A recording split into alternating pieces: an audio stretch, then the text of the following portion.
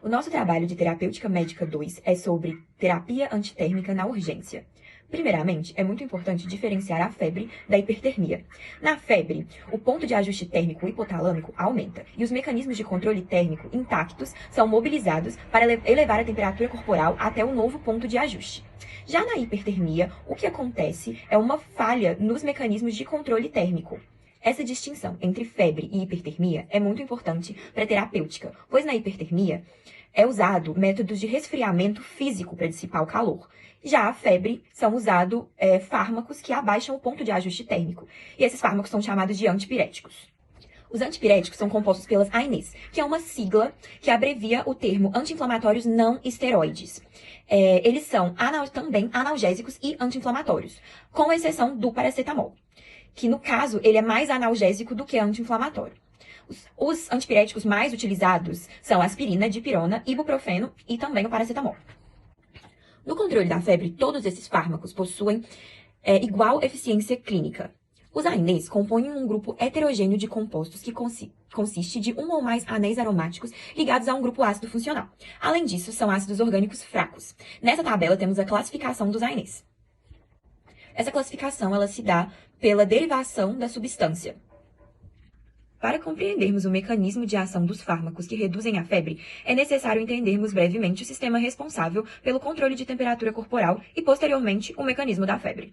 A temperatura corporal ela varia dentro de uma faixa estreita, coordenada pela área hipotalâmica anterior pré-óptica. Essa variação de temperatura ela é muito pequena, ela é entre 36 graus a 37,8. E isso muda de acordo com o horário do dia. Isso é chamado de ritmo circadiano. E dentro desse intervalo, as temperaturas corporais pela manhã costumam ser mais baixas do que a temperatura no final da tarde, por exemplo. A área hipotalâmica anterior pré-óptica contém grande número de neurônios sensíveis ao calor, bem como cerca de 1/3 dos neurônios sensíveis ao frio, responsáveis pela regulação térmica corporal. Apesar dos sinais sensoriais gerados pelos receptores de temperatura do hipotálamo serem extremamente potentes no controle da temperatura corporal, os receptores de outras partes do corpo trabalham em conjunto com ele, como os receptores de calor presentes na pele e em alguns órgãos internos de tecidos específicos do corpo. E em conjunto, eles formam uma combinação de alterações vasomotoras, tremores, mudança na produção de calor metabólico e mudanças comportamentais. Falando um pouco sobre os mecanismos da febre, a febre pode ser causada por substâncias endógenas ou exógenas. Essas substâncias são chamadas de pirógenos. Os pirógenos endógenos são citocinas liberadas por leucócitos, em processos infecciosos, inflamatórios e neoplásicos, principalmente as interleucinas 1 e 6, fator de necrose tumoral e interferonas. Já os pirógenos endógenos são produtos bacterianos, virais e toxinas. O mecanismo da febre consiste em duas fases, a fase inicial e a fase tardia. A fase inicial consiste na resposta da termorregulação aos pirógenos e é mediada pela liberação de ceramidas nos neurônios da área pré-óptica na região anterior do hipotálamo. Já a fase tardia consiste na indução de ciclooxigenase 2 e prostaglandina sintase 1 microssômica no endotélio dos vasos sanguíneos na região do hipotálamo, formando prostaglandina E2. A prostaglandina E2 pode atravessar a barreira hematoencefálica se ligando a receptores dos neurônios termossensíveis. E isso faz com que aumente a geração de calor e diminui a perda de calor, instaurando assim o quadro febril. Falando sobre os mecanismos de ação das ANEs, as ANEs atuam suprimindo a resposta aos mecanismos da febre, ou seja, ela inibe a síntese de prostaglandina E2 no hipotálamo a partir da inibição da ciclooxigenase. Essa inibição da ciclooxigenase pode ocorrer de maneira seletiva ou não. A maneira não seletiva é a que ocorre nos subtipos da ciclooxigenase, que é a ciclooxigenase 1 e 2. Aí aqui nesse slide, a gente vai falar um pouquinho sobre a via do ácido araquidônico. Ele vai ser formado por meio de fosfolipídios com ação da fosfolipase A2. Depois que tem a formação dele, a via é dividida em duas, né? Pela lipoxigenase e a COX. Os AINES, eles vão agir logo ali na COX, eles vão inibir a COX e vão impedir, né, a formação das prostaglandinas. Aí esse vai ser o mecanismo deles. Oi, gente! Então, agora a gente vai falar um pouquinho sobre as indicações e contraindicações de alguns medicamentos. Começando sobre o ibuprofeno, ele é muito indicado para o tratamento de inflamações e processos inflamatórios. Eles podem ser agudos ou crônicos. Ele também é muito indicado para o tratamento de dor leve ou moderada. E também para o tratamento de febre. Já as contraindicações deles são hipersensibilidade à droga, ulceração péptica ou sangramento ativo no intestino E também gestantes, que a partir do terceiro trimestre, também é contraindicado o uso do ibuprofeno. Em relação à aspirina, as indicações dele já vão para o tratamento de dor leve, moderada, cefaleia, febre, processos inflamatórios, e ele também é muito utilizado, né, como profilaxia de doenças tromboembólicas. Já as contraindicações dela, da aspirina, é a hipersensibilidade, né, doenças hemorrágicas e a úlcera péptica. Então, falando um pouquinho agora sobre a dipirona, ela é muito indicada para o tratamento de dores que tem, assim, causa, né, que é causada por afecções reumáticas. Além disso, ela também é muito indicada para o tratamento de dor de dente, odontalgia, e também por espasmos das vias biliares, rins e vias urinárias.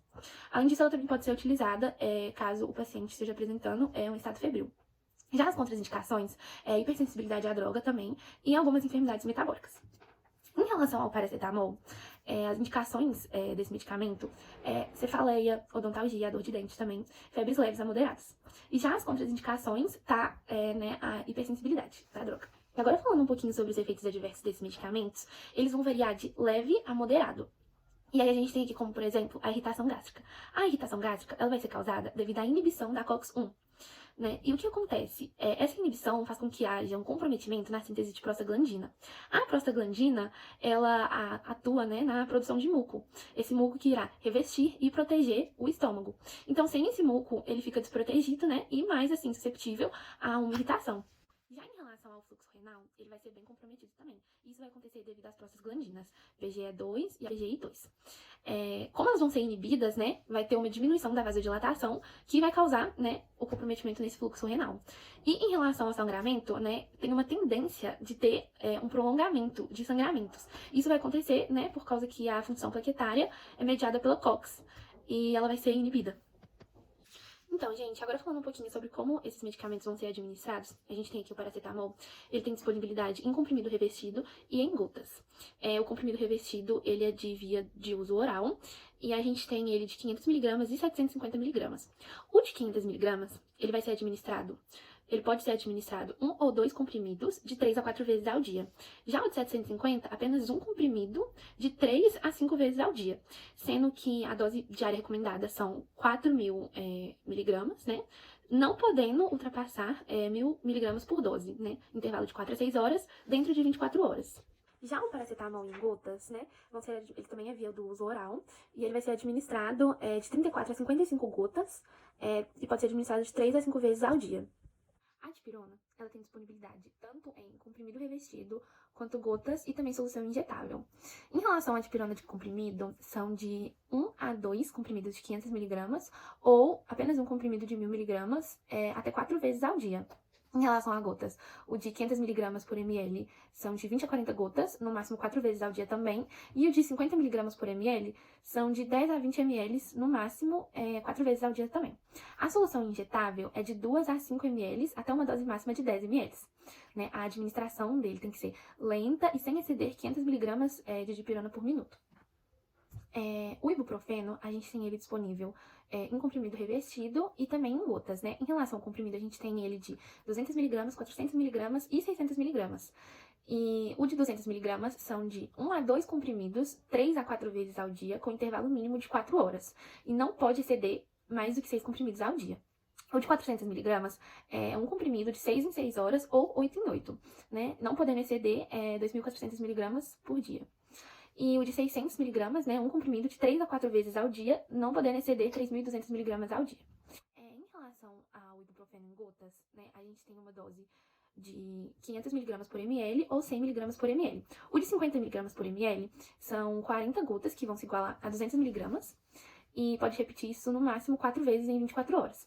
Já o de 100 gramas por ml podem ser de 20 a 80 gotas, que isso vai de 200mg a 800mg, sendo que não pode exceder 3.200mg por dia.